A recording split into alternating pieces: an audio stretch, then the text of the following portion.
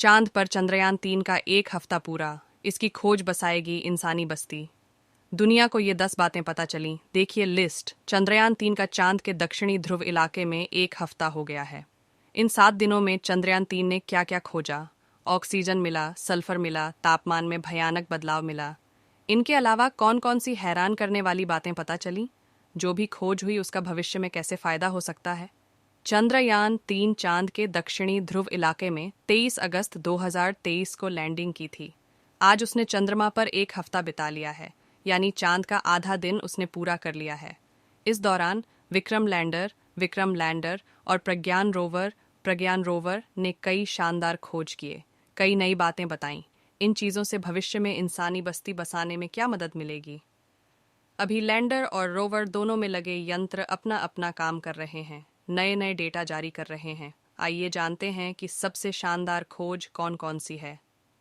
प्रज्ञान rover ने 29 अगस्त 2023 की रात यह खुलासा किया कि चांद के दक्षिणी ध्रुव के इलाके में ऑक्सीजन है।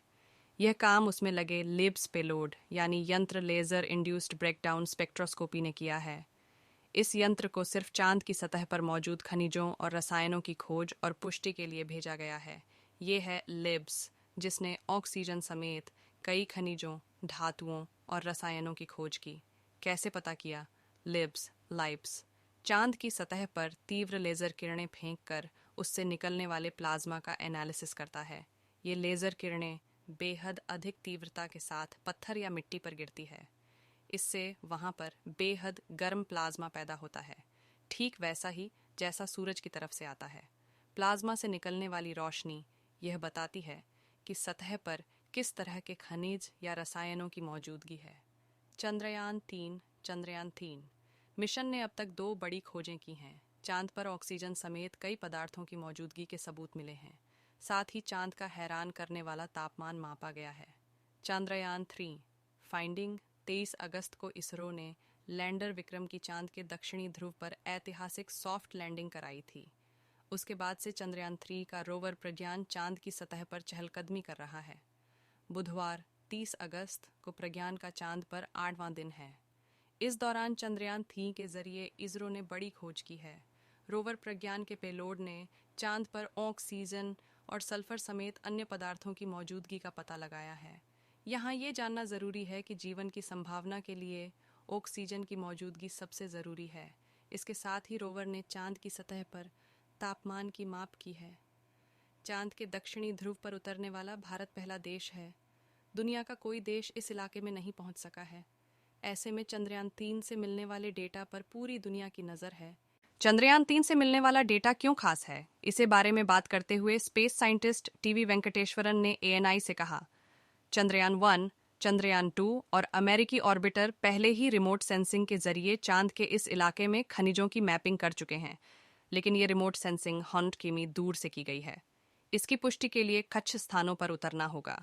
अगर दूर से लिया गया डेटा चांद की सतह पर जुटाए गए डेटा से मैच करता है तो रिमोट सेंसिंग के डेटा पर विश्वास और बढ़ेगा। चंद्रयान 3 ने अब तक चांद पर क्या क्या खोजा?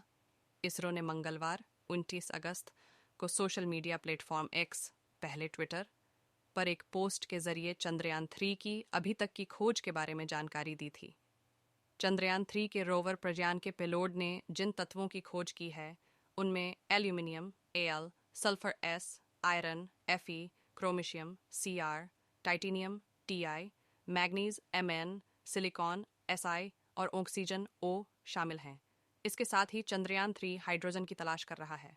खास बात यह है कि अगर ऑक्सीजन के बाद चांद पर हाइड्रोजन भी खोज लिया जाता है तो ये चांद पर पानी की खोज की दिशा में बड़ा कदम होगा। चांद का तापमान। चंद्रयान 3 मिशन की एक और महत्वपूर्ण उपलब्धि चांद के दक्षिणी ध्रुव पर तापमान को मापना है।